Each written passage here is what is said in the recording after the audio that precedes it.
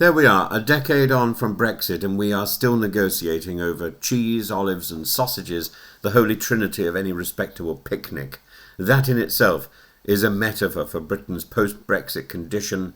We left, with the grace of Lord Frost, with a bang, but the arguments continue over whether we may import a piece of cheese without filling out a 14-page form.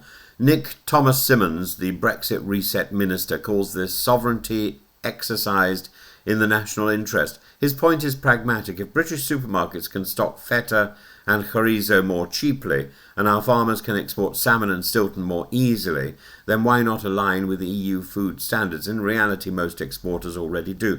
But here's the catch. Formal dynamic alignment means Britain follows EU food rules automatically. That horrifies Priti Patel, who accuses Labour of surrender.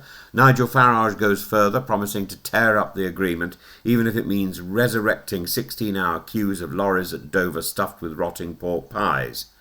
Without a deal, businesses face cost, delay and bureaucracy, precisely what Brexit promised to abolish.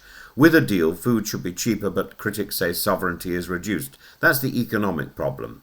Labour risks looking like it is tiptoeing back into Brussels' embrace. The Conservatives frame this as betrayal. Labour Reform UK thrives on the anger. That's the political situation. And symbolically, the smoky bacon scare, when Walker's was accused of changing crisp flavour due to EU rules, illustrates the theatre. In fact, Walker's has long been aligned with EU standards.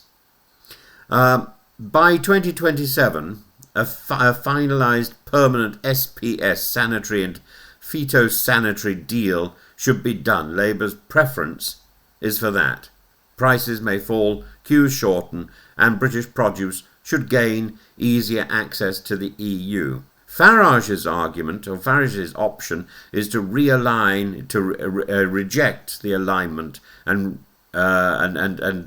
encourage more checks, higher costs, and a defiant pose of sovereignty. Sovereignty means more than a solution. The Lib Dems say negotiate a broader border customs union. And that would go further still, essentially reversing Brexit's economic separation. For now, shoppers pay more for butter, eggs and chocolate, while politicians debate sovereignty over cheddar and Kalamata olives. The irony is delicious. 10 years on, and Britain's great battle with Brussels has boiled down to the price of sausages.